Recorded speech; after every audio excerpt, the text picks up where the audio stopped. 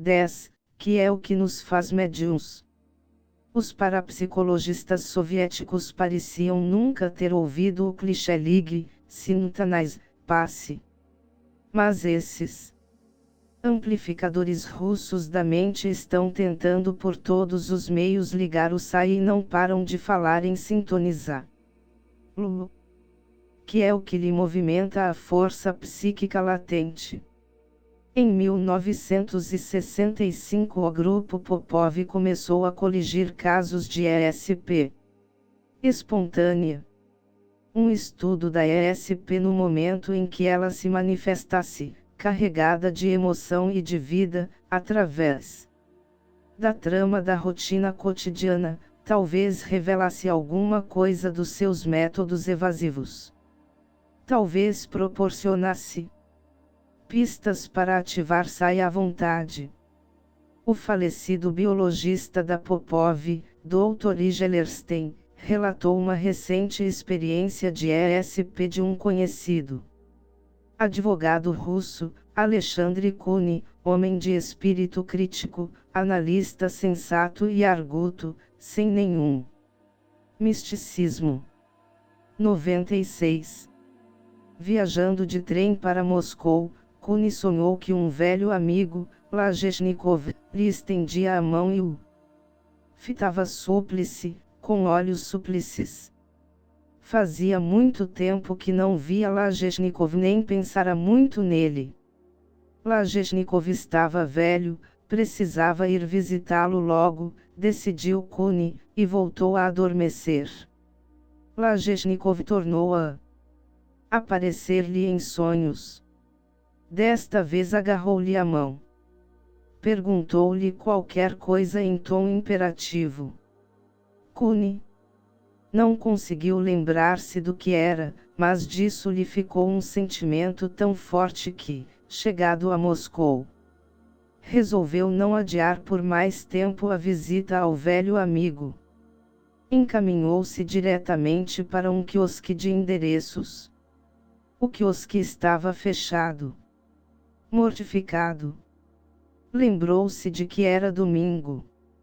Não havia meio de encontrar o novo endereço de Lajeshnikov.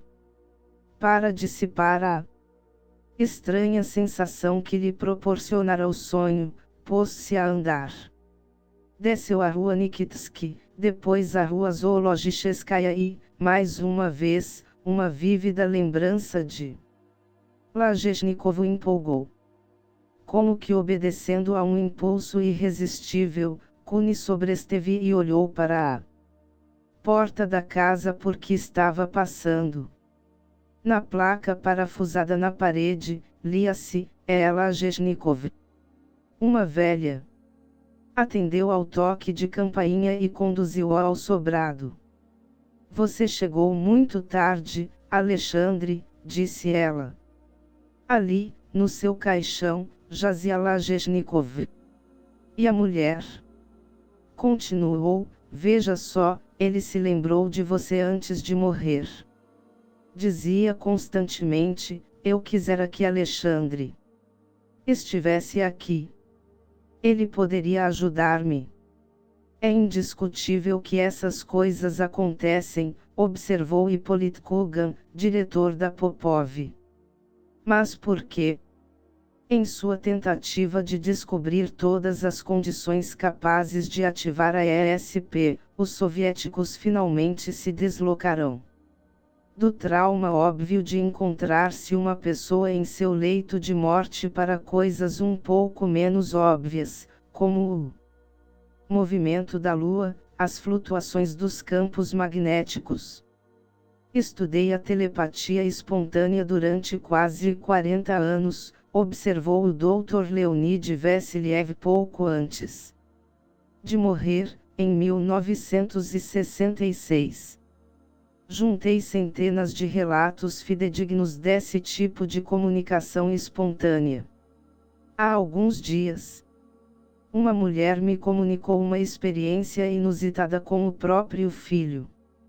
238. A mulher escreveu, não sou supersticiosa, mas o que me aconteceu há 11 anos ainda é um estranho mistério para mim. Naquela época, meu filho estudava no Instituto Politécnico de Kiev e ficou tuberculoso.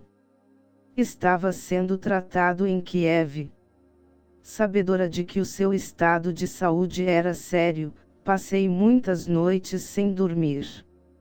No intuito de afugentar um pouco as preocupações, passei, muitas vezes, noites inteiras lendo livros. Numa dessas noites, enquanto me achava no meio da leitura do poema pedagógico de Makarenko, tive a impressão de que uma corrente elétrica me passava pelo corpo, e ali, nítido, diante de mim, vi o rosto exausto e contorcido pelo sofrimento de meu filho. Ele me olhava como quem implora, como se estivesse tentando dizer-me qualquer coisa. Imobilizada, olhei para ele e, logo, num ápice ele se foi. Tremendo, assustada. Compreendi então claramente que meu filho já não existia, que morrera naquela mesma noite. Chorando. Anotei, com mão trêmula, a hora, o dia, o mês e o ano. E era verdade. Mais tarde recebi a comunicação de que, naquele mesmíssimo instante, em Kiev, a 360 quilômetros de distância, meu filho morrera. Comentário do Dr. Vassiliev: essa mulher nunca teve alucinações antes nem depois do fato. Um pesquisador ocidental procuraria destacar com precisão o momento em que surgira o rosto do menino. Antes, durante ou depois da morte. A possibilidade do depois não é levada em conta pelos soviéticos. Uma mensagem igualmente ambígua ocorreu em relação ao tempestuoso pianista e compositor russo Anton Rubinstein. Numa noite horrível e borrascosa, Rubinstein jantava com seu aluno, Guilherme Nishia. Era uma noite medonha, contou Nishia, até para Leningrado, a cidade das tormentas. Rubinstein perguntou ao discípulo que lhe recordavam os ventos contínuos e uivantes. Os lamentos das almas perdidas, respondeu Nishia. Seguiu-se uma discussão sobre a possibilidade da vida futura. Tenho a certeza de que existe uma vida futura. Exclamou Nishia, e, se eu morrer primeiro, voltarei à sua procura, para prová-lo. Rubinstein encarou-no discípulo. Finalmente declarou, com grande solenidade: está feito. Se eu for primeiro, tentarei fazer o mesmo. 6 anos depois, em 1894, Nishia, vivendo em Paris, foi violentamente despertado do sono por um grito horrendo. O rosto de Rubinstein, grotescamente contorcido, pairava acima dele. Trêmulo, Nishia sentou-se na cama, acendeu todas as luzes e procurou convencer-se de que o pesadelo acabara. Não se lembrava do pacto com Rubinstein até que, na tarde seguinte, viu as manchetes: Rubinstein morre de repente. Um amigo de ambos, que estivera à cabeceira do músico em Leningrado, finalmente contou a Nishia que Rubinstein, sufocado por um insulto cardíaco, morrera com o grito mais horrível, mais raivoso, mais agônico que ele ouvira em toda a sua vida. Nishia concluiu: até na morte, como sempre o fizera em vida, Rubinstein cumpriu a palavra. Irradiando um crescendo de horror e de agonia, Rubinstein ativou uma espécie qualquer de poder supernormal e, aparentemente, tentou fazer o que prometera. Mas, pela experiência de Nishia, é impossível. determinar se ele se achava em nosso estado ou em outro, um possível estado futuro. O investigador seleciona esses relatos, desapaixonado como o funcionário que tem por função examinar a procedência das reclamações de fregueses descontentes, separando o que restou de uma casa devastada pelo fogo. Para as pessoas eletrizadas por uns poucos momentos psíquicos, todavia, tais experiências podem ser um ponto cardeal na sua vida e na sua filosofia. O Dr. Bernardo B. Kaczynski surge, ao lado de Vassiliev, como um pioneiro da pesquisa psíquica na Rússia. Desde o início da era soviética.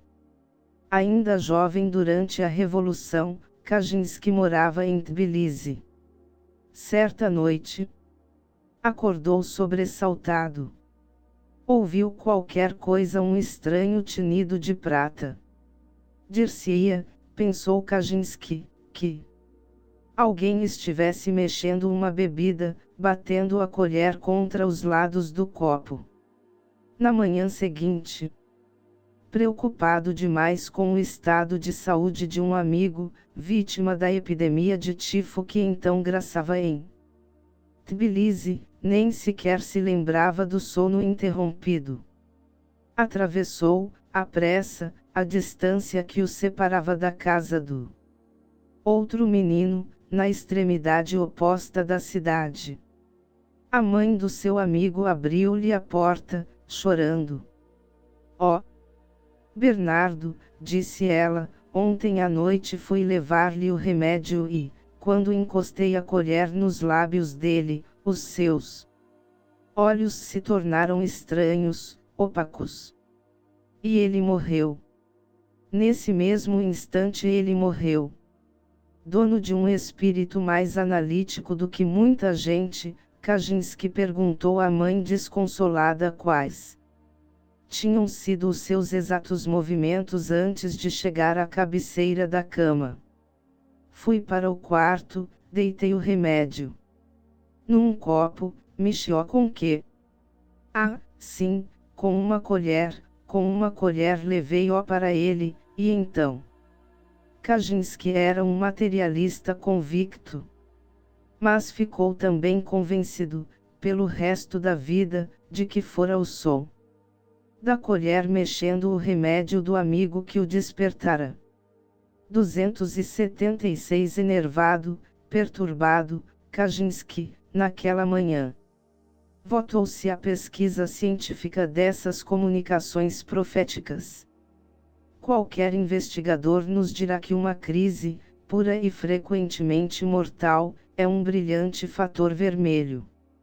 Em muitíssimos casos de ESP espontânea, além da necessidade desesperada de comunicar-se por qualquer meio, existe outra razão por que a crise é registrada com tamanha frequência nos anais psíquicos. A visão pungente de um amigo que agoniza vibra na memória como manchas luminosas na retina. Não podemos esquecê-la, parece merecedora de documentação. Casos menos devastadores de telepatia e clarividência podem ser esquecidos ou não ser verificados. Para ampliar os seus arquivos, a Sociedade Popov publicou anúncios em que pedia aos russos que lhe enviassem as suas experiências inusitadas. O pedido, aparentemente, se divulgou. Topamos com um engenheiro náutico num parque de Leningrado que insistiu numa volta repentina pela cidade. Ele se deteve diante de um pálido canal. Do outro lado fica a casa onde mataram Rasputin. E foi lá que o arrastaram pela neve. Pareceu-nos um bom momento para contar-lhe por que estávamos na Rússia. Ele não sabe muita coisa a respeito de parapsicologia, mas disse: "Vocês deveriam procurar um instituto em Moscou. Pelo que sei, as pessoas mandam para ir aos seus sonhos habituais e os seus pressentimentos incomuns. Um norte-americano, versado em trabalhos psíquicos, contou que 2 anos antes cientistas soviéticos haviam informado de que estavam pagando alguns copeques a camponeses para que lhes remetessem, pelo correio, os seus sonhos e visões. Todos os casos coligidos, segundo o repórter, eram examinados por um computador. 283 Não nos foi possível confirmar a história, mas não deixa de ser um piano razoável para os soviéticos, apaixonados pela cibernética e pela recuperação da informação. Emissor telepático. O médium esquecido. A ensinação de uma emergência não é a técnica ideal de laboratório para quem, como os russos, está tentando pôr em ação dutos psíquicos. Mas, além da emergência, há o que quer que seja óbvio em casos de ESP espontânea que os soviéticos, pelo menos, reconhecem. A pessoa que está em apuros, a pessoa que se debate, tragada por areias movediças, tem por certo alguma relação com a súbita investida da ESP ao amigo que dorme pacificamente em casa. No Ocidente, o emissor tem sido uma cifra, um personagem esquecido nos 4 últimos decênios. Dir-se-ia que qualquer pessoa que estivesse no laboratório poderia representar-lhe o papel. Geralmente um dos cientistas interessados no assunto. Os soviéticos consideram o emissor ou indutor, como lhe chamam, um médium. Exercitam-no, estudam-no com máquinas psicológicas quase tanto quanto estudam o receptor, que é o que ocorre na emissão de uma mensagem telepática. Conhecido médium russo, Mikhail Kuni, tinha algumas sugestões para os cientistas. Homenzarrão de cabelos grisalhos, que já passou dos 60 anos, possui uma testa enrugada que nos dá a impressão de que vive em permanente e amável concentração. Como Wolf Messing, ele realizou experiências psicológicas diante de públicos numerosos por muitos anos. Kuni possui realmente uma notável capacidade de ESP, contou-nos Eduardo Naumov, que o testou. Como os cientistas que estudaram a ESP espontânea, Kuni sabe muito bem que a emoção exasperada pode acarretar uma experiência psíquica. Há muitos anos, quando era estudante de arte, acordou um dia com uma sensação de medo. Tive um sonho terrível, disse aos 2 amigos com os quais repartia o seu apartamentozinho de Moscou. Vi minha mãe sendo mordida por um rato. Era tão nítido. Tive a impressão de estar ali. Depois vi minha mãe deitada na cama, estava pálida e sofrendo, literalmente perto da morte. O jovem artista pôs-se a olhar taciturno, por entre as cortinas de rendas da janela. Os amigos não conseguiram dissipar o pressentimento que o angustiava. Mais tarde, no mesmo dia, chegou um telegrama da cidade natal de Kuni, Vitebsk, a poucas centenas de quilômetros a oeste de Moscou. Datado de 21 de fevereiro, rezava deste teor: mamãe muito mal. Venha imediatamente. Fui a Vitebsk no dia seguinte, recorda-se Kuni, e encontrei minha mãe num estado muito grave.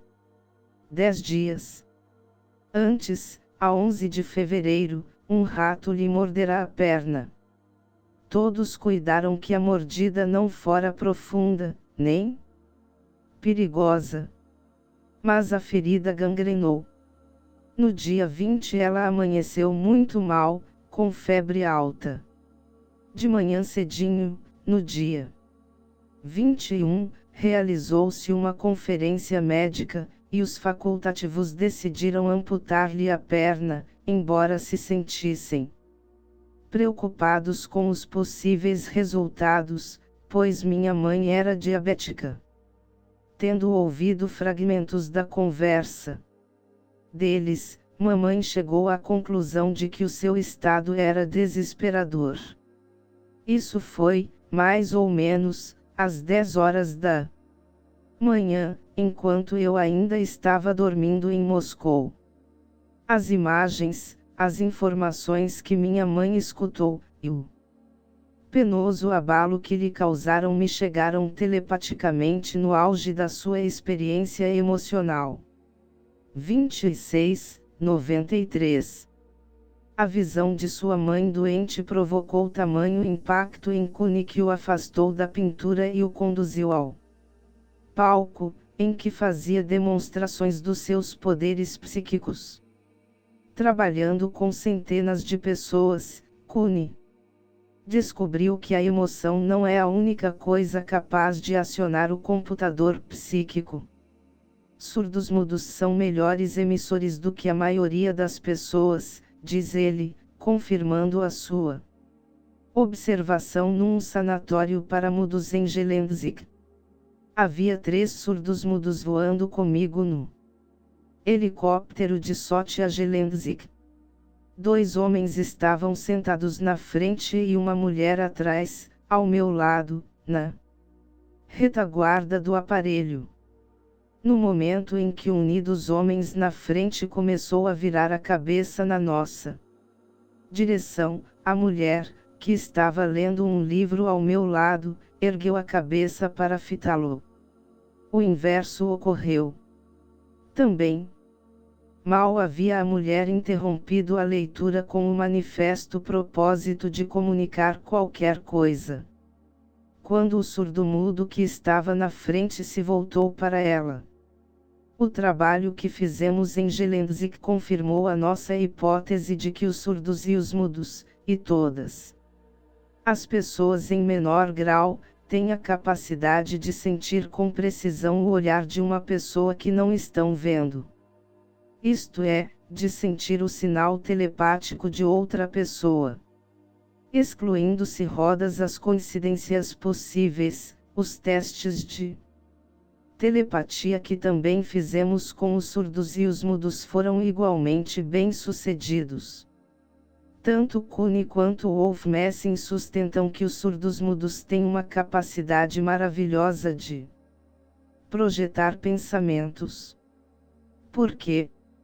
Os 2 médiums concordam em que isso se dá porque os surdos e os mudos aprenderam, à guisa de compensação, a visualizar com perfeição. A capacidade de visualizar facilmente, vividamente, no dizer dos soviéticos, é indispensável à transmissão bem-sucedida da telepatia. O Dr. K.I. Platonov descobriu-o ao tentar hipnotizar pessoas telepaticamente.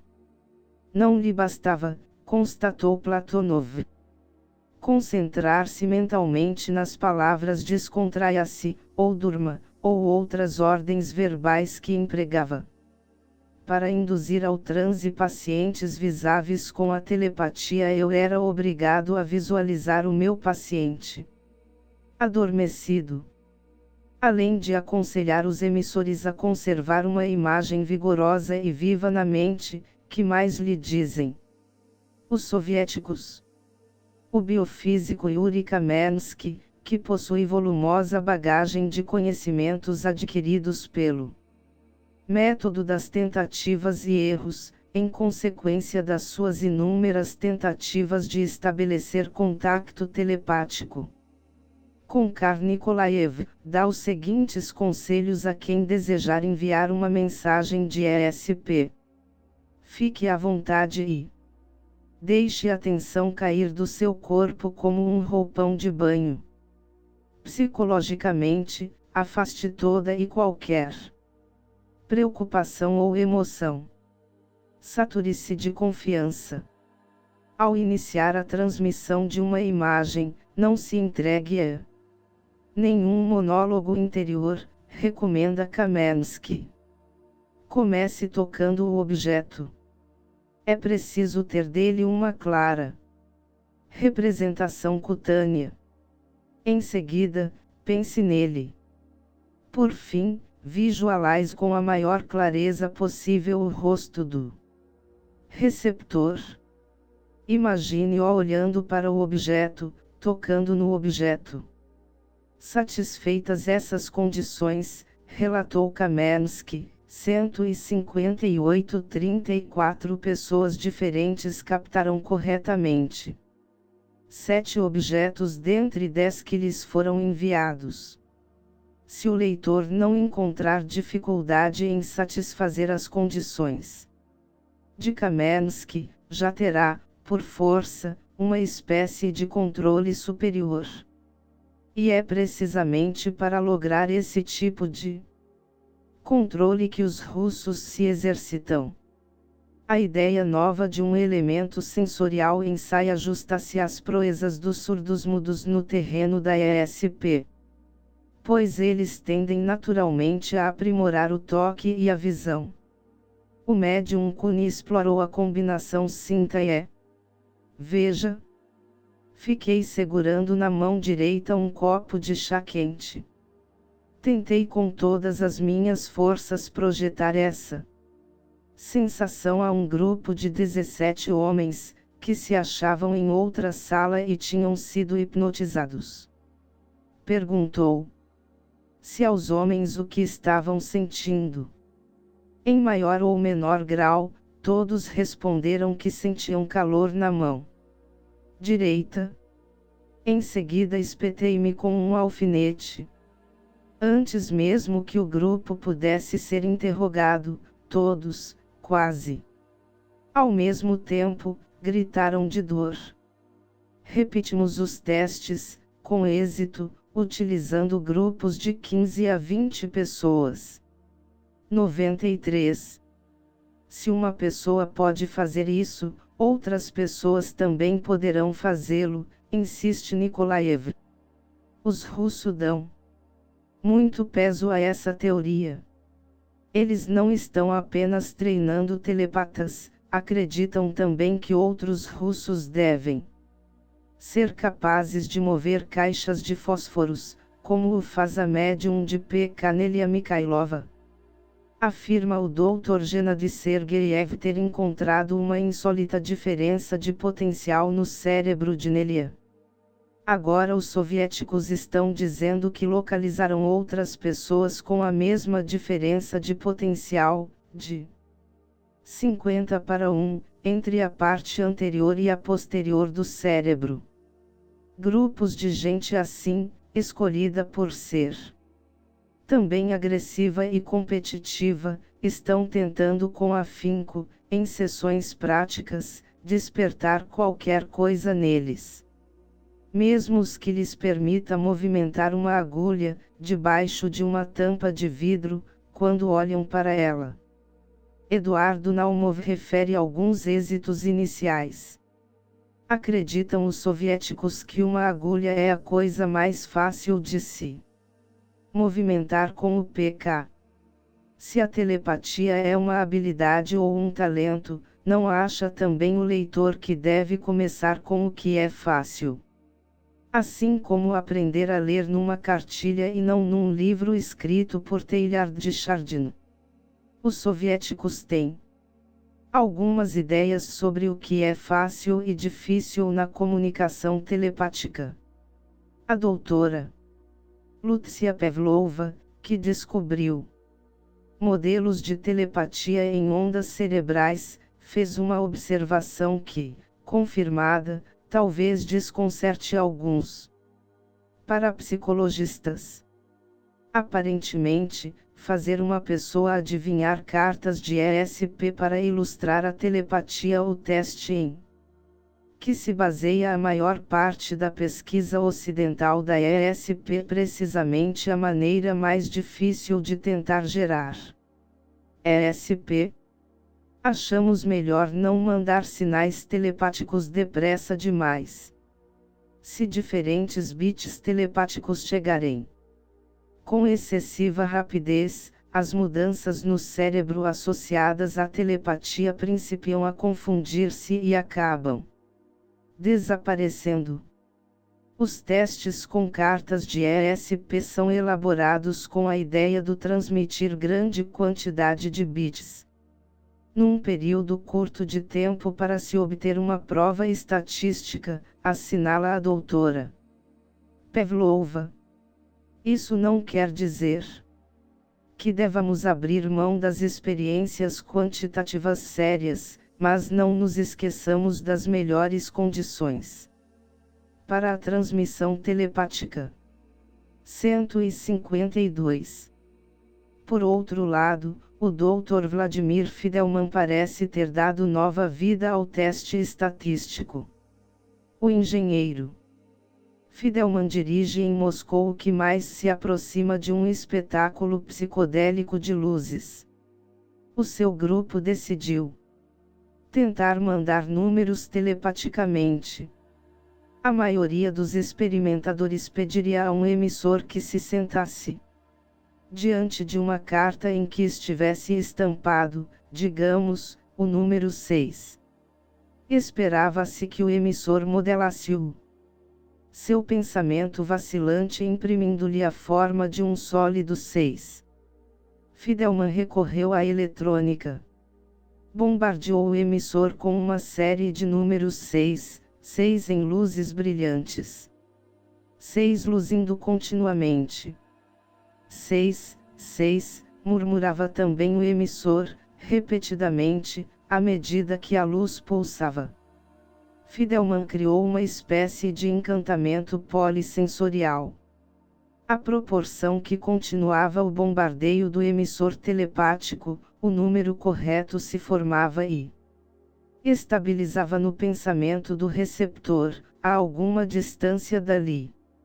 De vez em quando, de acordo com os experimentadores, expulsava-se um número original errado.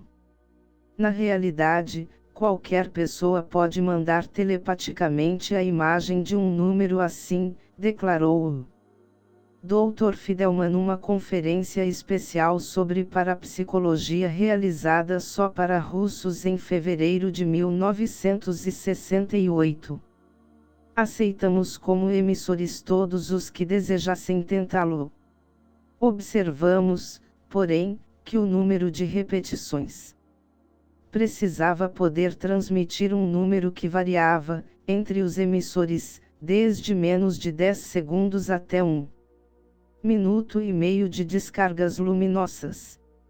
Na transmissão telepática de 135 números, a uma distância de 2,5 km, 100 foram recebidos com absoluta clareza. 78. O êxito de Fidelman com o bombardeio de luzes nos faz pensar em alguns cercos, com as suas luzes e sons caleidoscópicos, que pulsam e anunciam a suprema forma legal de acionar a sua mente. Muito antes de Fidelman fazer os seus testes, Mikhail Kunin descobriu que algum poder especial poderia surgir entre a mente e os números. Um dia, quando ele beirava os 12 anos de idade, um amigo na escola deixou cair uma caixa de fósforos, espalhando os politos pelo chão. Kunin disse instantaneamente: são 38. Riram-se os colegas, mas, depois de contados os fósforos, verificaram que ele tinha razão. Para seu próprio assombro, Kunin descobriu que, sem pensar, era capaz de dar imediatamente o total de tudo fósforos espalhados, dentes de um pente, imensas colunas de algarismos. Dir-se-ia que as respostas se acendissem em sua mente como números num totalizador. De uma feita, numa excursão à China, Kunin se deteve para fotografar um tanque de peixes, depois saiu e esqueceu a câmara. Mais tarde se lembrou, coloquei a câmara no chão no momento em que estava passando o 87 graus peixe dourado. Os extraordinários feitos matemáticos de Cooney fazem parte agora do seu espetáculo telepático. 326 Há alguns anos, em Dubna, cidade perto de Moscou, apelidada de Atomgrad porque nela está localizado o Instituto de Pesquisas Nucleares Conjuntas da Academia de Ciências. Cooney enfrentou dúzias dos mais renomados cientistas da URSS. Entre os testes típicos ideados para exibir os aspectos do seu cérebro que lembram os de um computador, figura uma experiência com círculos desenhados. Cooney pediu a um físico, que se achava entre os espectadores, que cobrisse de círculos um imenso quadro negro. Eles podem entrecruzar-se. Podem ficar um dentro do outro. Desenhe-os como quiser. Cooney desceu do palco para que lhe vendassem os olhos. Finalmente, os cientistas viraram o quadro negro para o público. Dado o sinal, o médium atarracado, agachado como um leopardo para o bote, virou-se e retirou a venda dos olhos. O quadro negro estava quase branco de tantos círculos. 167. Os principais cientistas da União Soviética levaram mais de 5 minutos para fazer os cálculos necessários à verificação da resposta instantânea e correta de Cooney. Depois desse número de feitiçaria numérica e telepática, Cooney recebeu uma carta dos cientistas do Instituto de Pesquisas Nucleares Conjuntas. Se não fôssemos físicos, seria dificílimo verificar que o cérebro de um homem é capaz de realizar tais milagres. Dubna, 12 de abril de 1959. 252. Os cálculos instantâneos de Cooney talvez não sejam o que toda a gente chama psíquico, mas revelam, por certo, uma conexão superior com o lado inferior da mente, a parte que os soviéticos tanto desejam pôr em ação.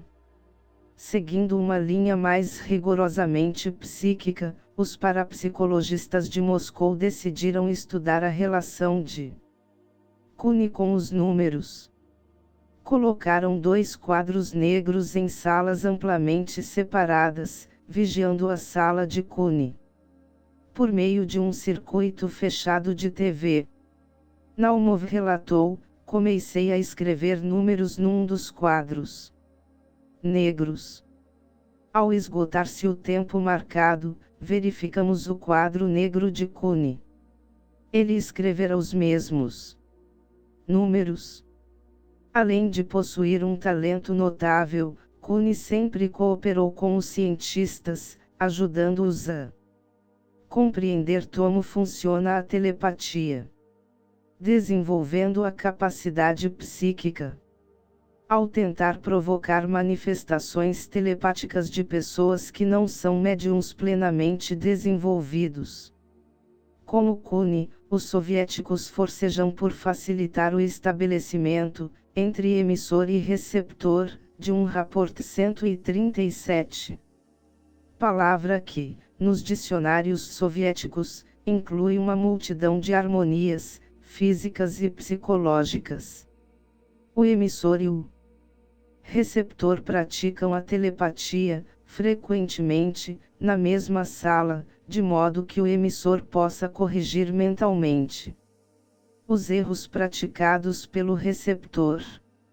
Suspeitamos de que um médium, natural e inconscientemente, afina as suas ondas cerebrais pelo ritmo do cérebro de outra pessoa, disse-nos um dos físicos mais jovens.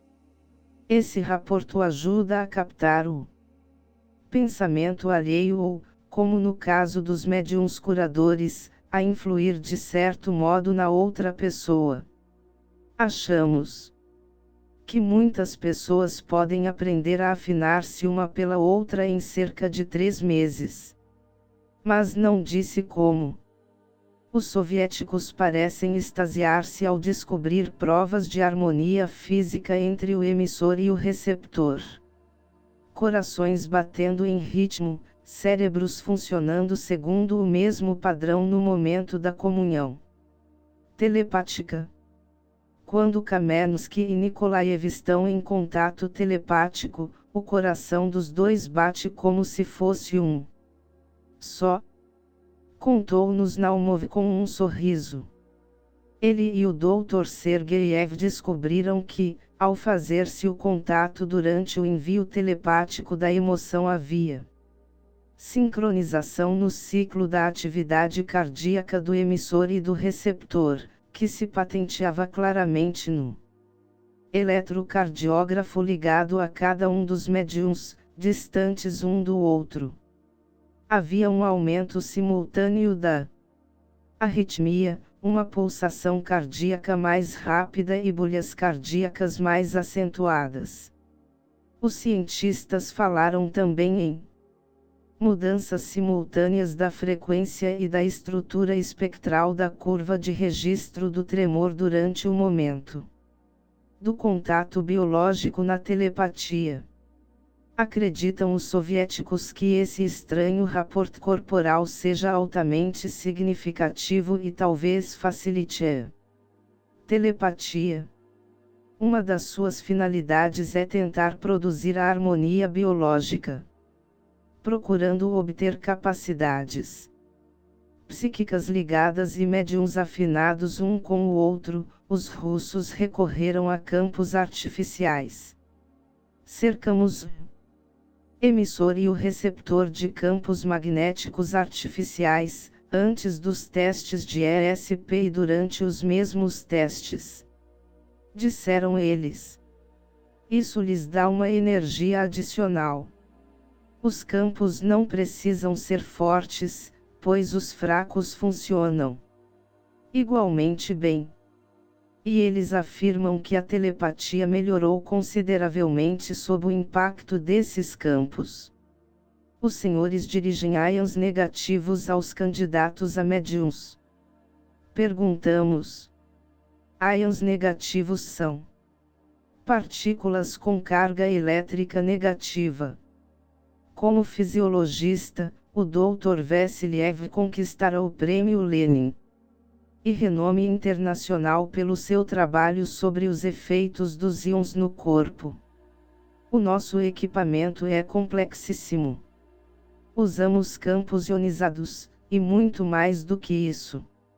Mas não lhes podemos dizer nada sobre o assunto porque é segredo, retrucaram os russos. Nessas circunstâncias, voltávamos ao problema que atormentou os não iniciados durante séculos. Seria tudo aquilo uma encenação ou os soviéticos conseguiram realmente qualquer coisa?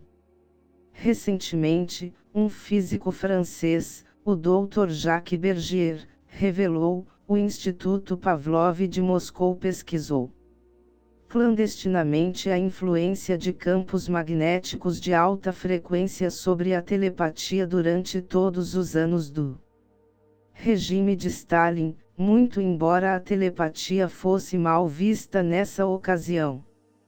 Poucos anos atrás, o Dr. V. A. Kozak, do Instituto Pavlov, declarou: a clarividência e a ESP são provocadas por um campo de forças não necessariamente eletromagnéticas. 276.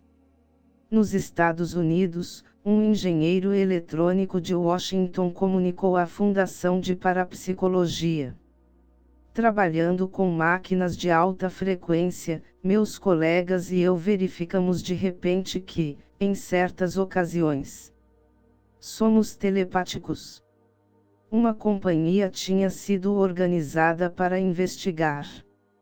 Os russos parecem pensar que forças naturais, do tipo das que influem em todos nós, podem ajudar a provocar ou arrefecer o Sai. Mihail Kundera menciona uma noite lúgubre que passou num palco, no dia 8 de julho de 1966.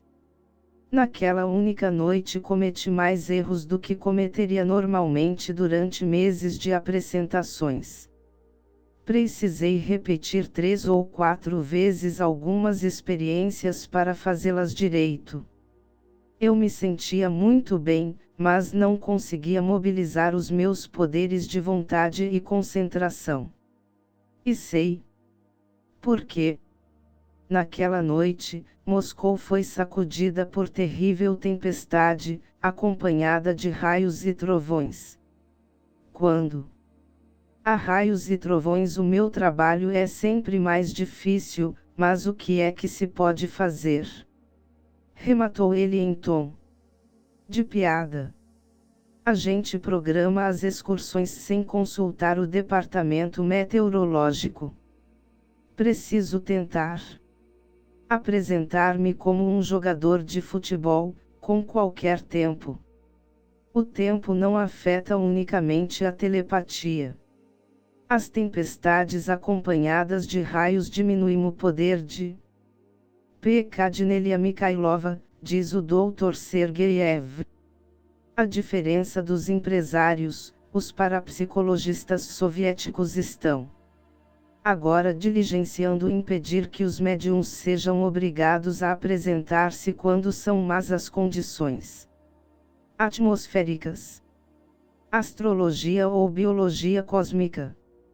Há uma imagem que está tomando forma lentamente na parapsicologia soviética, um filme cinematográfico do ser humano, que o mostra como um campo que pulsa e interage dinamicamente com todos os outros campos, como uma nota que ressoa com todas as outras notas da sinfonia. Essa visão viva e interativa de todas as coisas está atrás do interesse aparentemente astrológico dos russos pelas manchas solares. Referimos-nos à atividade solar na ocasião do nascimento de uma pessoa, esclareceu Eduardo Naumov. Mas como é que isso afeta a aptidão de uma pessoa para usar o poder psíquico? É muito cedo para conclusões finais, mas as provas estatísticas que estamos acumulando parecem indicar que os bons receptores nascem frequentemente quando o Sol está calmo, e os bons emissores quando a atividade das manchas solares. Outros cientistas comunistas descobriram que a ESP flui mais facilmente nos períodos de lua cheia.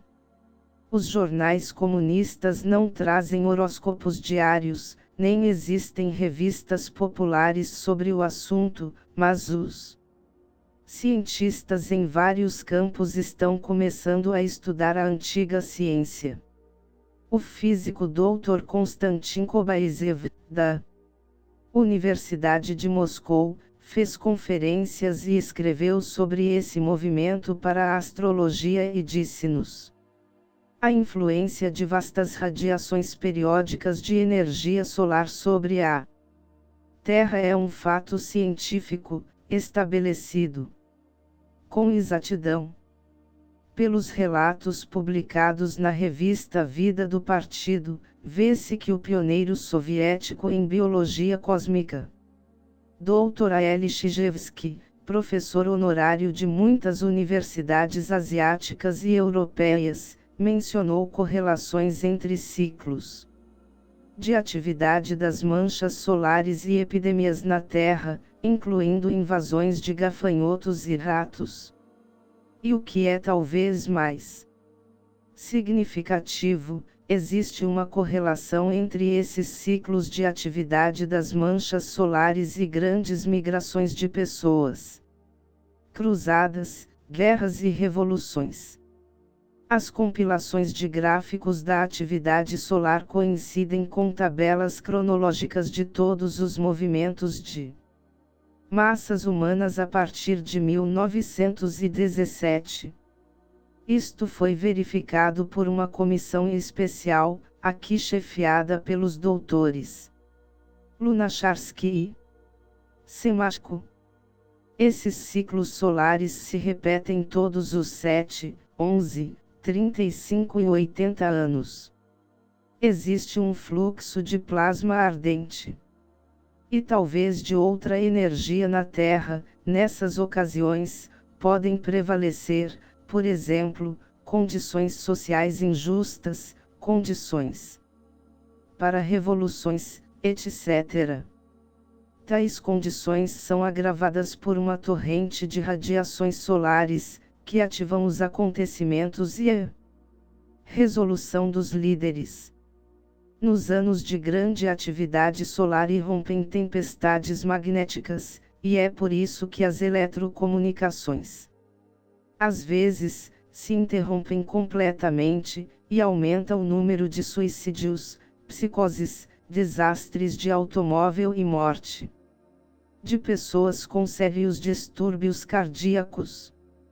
Os anos de atividade mínima do Sol correspondem a epidemias de outras doenças, como a difteria e a terremotos. A descoberta das leis que regem tais processos nos permitiria preparar-nos de antemão para eles e tomar as providências necessárias. O apoio às observações soviéticas provém de muitos cientistas do Ocidente, como o professor Cecil Mebe, bacharel em ciências, membro da Real Sociedade Astronômica, etc., que descobriu que o ciclo de 11 anos e meio das manchas solares tem nítido efeito sobre a meteorologia, o crescimento das plantas e até sobre a produtividade industrial humana. O pesquisador francês Dr. Michel Gauquelin também alude a descobrimentos semelhantes em seu livro Os Relógios Cósmicos. De que maneira nos interessam essas emanações? O Dr. Leonardo Revitz afirmou que as fases da Lua, a posição do Sol, os raios cósmicos e os raios gama, a irradiação das manchas solares e outras perturbações do campo magnético da Terra exercem um impacto sobre os campos de força que nos envolvem os corpos. O seu descobrimento da natureza cíclica das mesmas influências intensificou o estudo incipiente dos biorritmos no Ocidente.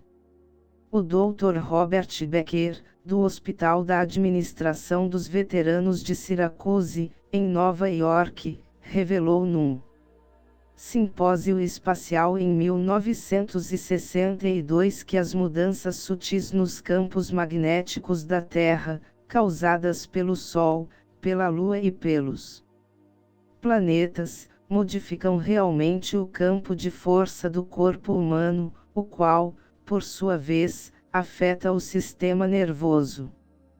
Terão também essas influências do espaço exterior alguma relação com o pK e a ESP? A ocasião mais favorável à ocorrência do pK é quando a atividade das manchas solares provoca perturbações magnéticas na Terra, declarou na conferência o Dr. Sergeyev.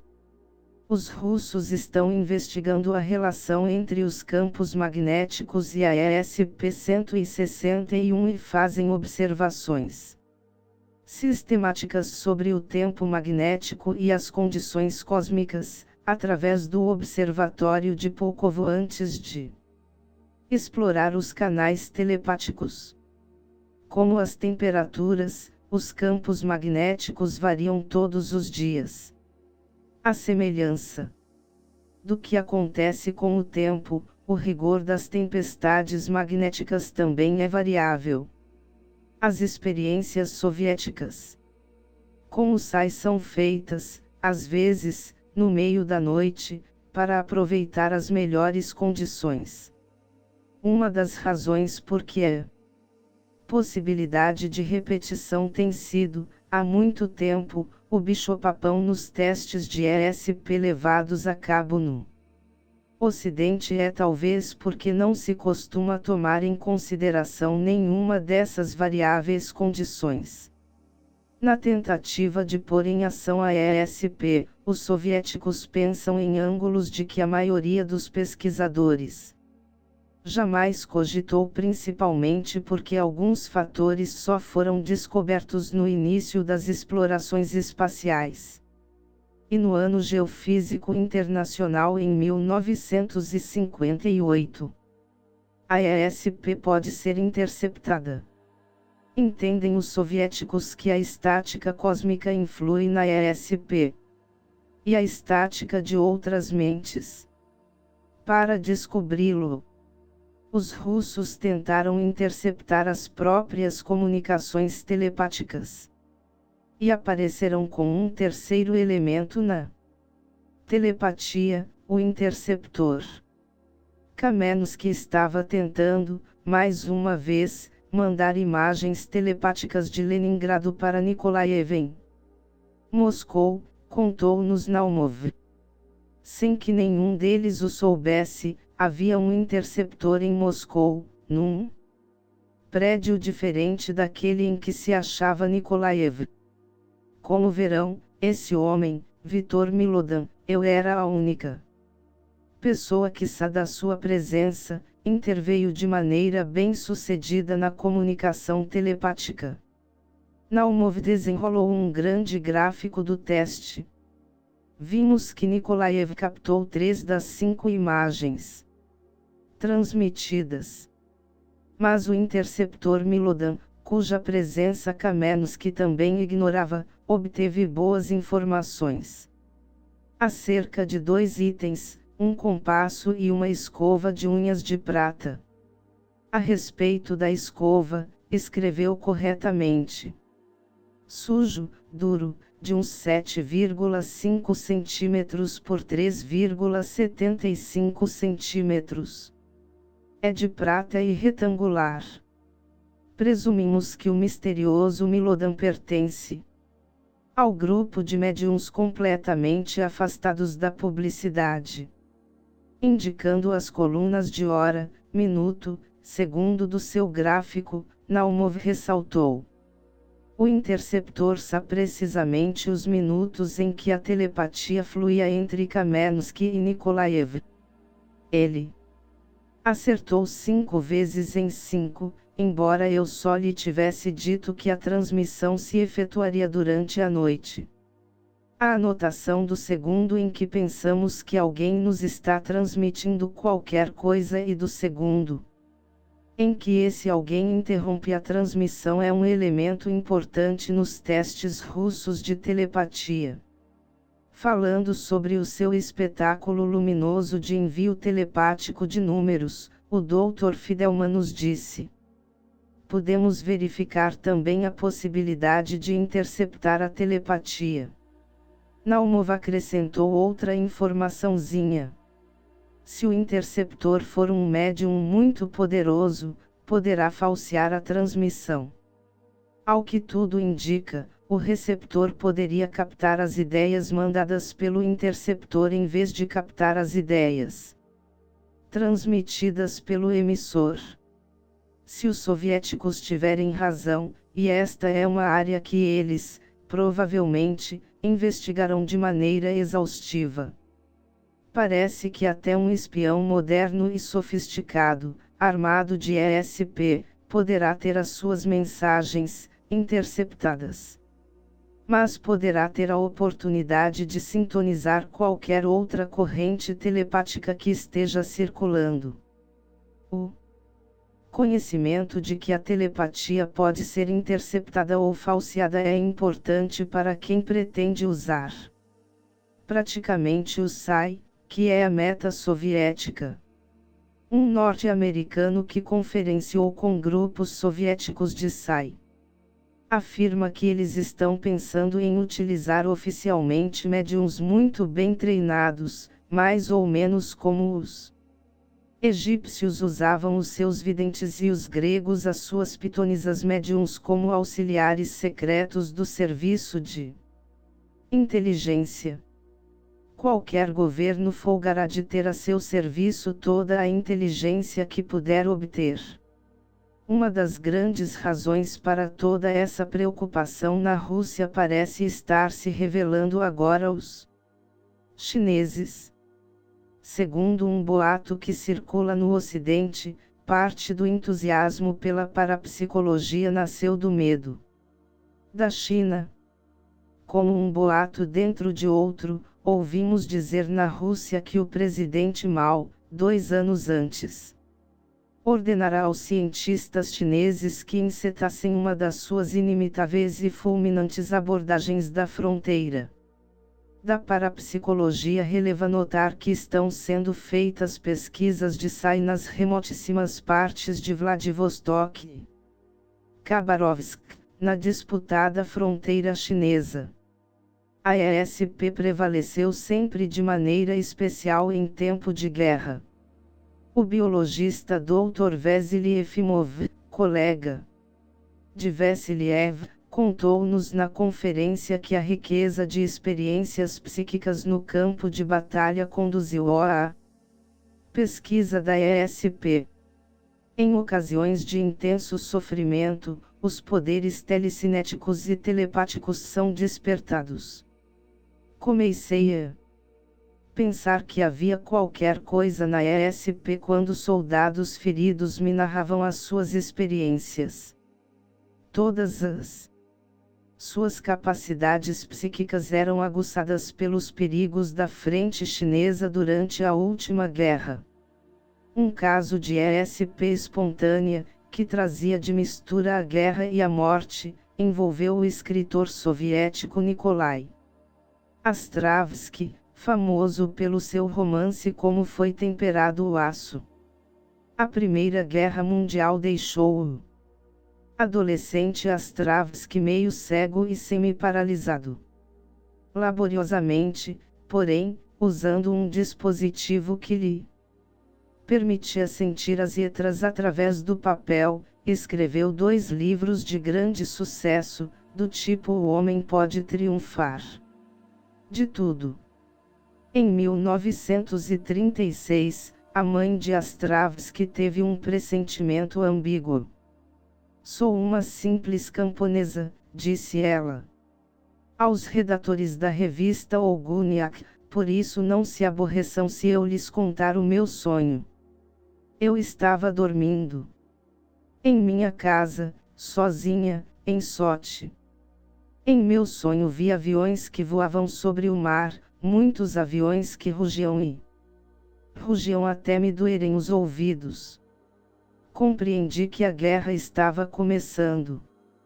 No sonho, Sati correndo de minha casa. Vi meu filho Kolya, isto é, Nikolai em pé, ali, completamente bom outra vez, de capote e capacete, segurando um fuzil. Em toda a volta dele havia trincheiras, fossos, cercas de arame farpado. Eu queria perguntar-lhe qualquer coisa a respeito daquela guerra, mas percebi que não seria possível perguntar coisa nenhuma. Depois, eu quis voltar para minha casa.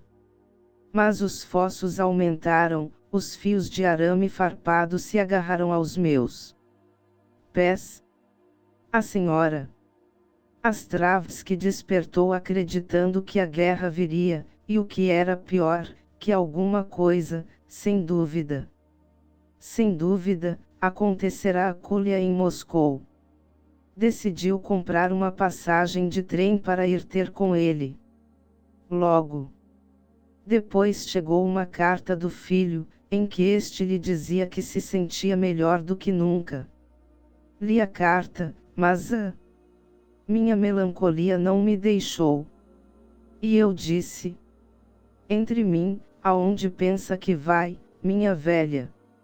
E por quê, já que ele mesmo escreveu, dizendo que tudo está bem. A senhora Astravsky desistiu dos seus planos. Mais tarde, naquela mesma noite, a senhora Astravsky tornara a adormecer quando acordou, sobressaltada, com pancadas na porta.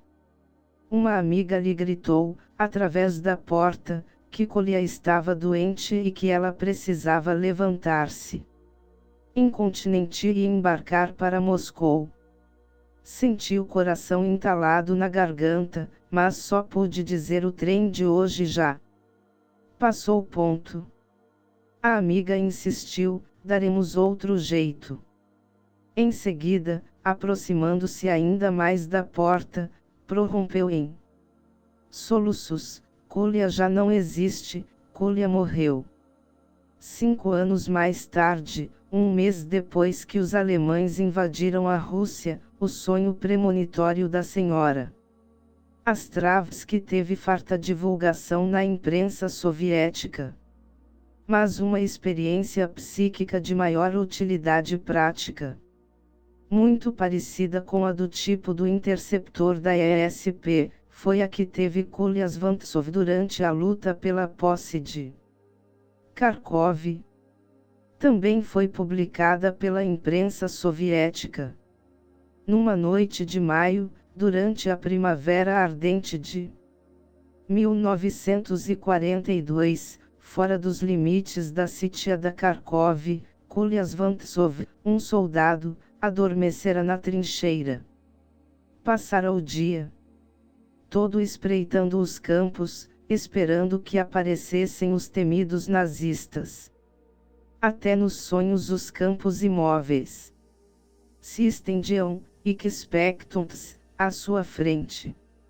De repente, sempre sonhando, ele viu tanques nazistas que avançavam, esmagando tudo, rompendo os pontos mais fracos das linhas soviéticas. Pelo alto, um ataque de surpresa dos aviões de bombardeio concentrou-se nos defensores em desordem. Ao amanhecer, Kolya relatou o seu sonho ao comandante russo, que, embora atarefadíssimo, se dispôs a ouvi-lo. Em seguida, ajustou as suas defesas com um fito de neutralizar o plano de batalha alemão delineado no sonho de Kolya, no momento em que os tanques germânicos assomaram no horizonte. A luta desenvolveu-se exatamente como Kolya previra, com uma diferença: graças às informações do soldado russo, os alemães foram repelidos. Não seria uma vantagem incalculável para qualquer país poder alimentar e aguçar os conhecimentos psíquicos do seu povo? Nesta época de desastres rotineiros, não seria maravilhoso poder exercitar homens e mulheres para usarem os seus poderes psíquicos em emergências? Não seria uma boa ideia ouvir as pessoas possuídas desse talento, pesar-lhes as impressões e cotejá-las com as dos canais mais comuns? Os russos parecem achar que a tentativa vale a pena.